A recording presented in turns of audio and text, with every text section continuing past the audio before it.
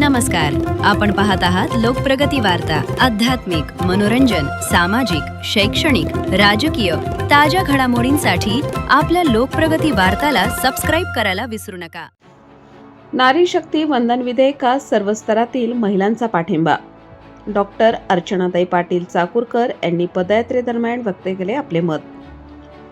गुरुवारी सायंकाळी 5 वाजता गंजगोलाई ते डॉक्टर बाबासाहेब आंबेडकर पार्क अशी सर्वपक्षीय महिलांकडून अभिनंदन पदयात्रा काढण्यात आली। याद्वारे पंतप्रधान नरेंद्र मोदी यांनी नारी शक्ती वंदन विधेयक पारित करण्यासाठी संसदेत 16, 17 व 18 एप्रिल रोजी विशेष अधिवेशन बोलावले आहे। यात हे विधेयक पारित होईलच। या विधेयकानुसार संसद व विधानसभेत महिलांना 33% आरक्षण मिळणार आहे। हे विधेयक म्हणजे केवळ महिलांना आरक्षण नसून महिलांचे सशक्तीकरण आणि महिलांची सत्तेतील भागीदारी वाढवणारे आहे। हे सांगण्यासाठी सर्व स्तरातील महिलांच्या पदयात्रेचे आयोजन लातूर येथे केले होते।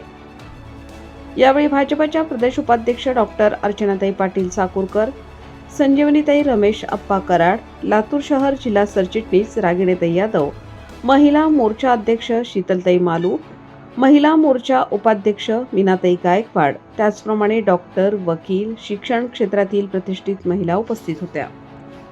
चालू घडामोडींच्या अपडेट जाणून घेण्यासाठी आपल्या लोकप्रगती वार्ता चॅनलला सबस्क्राईब जरूर करा।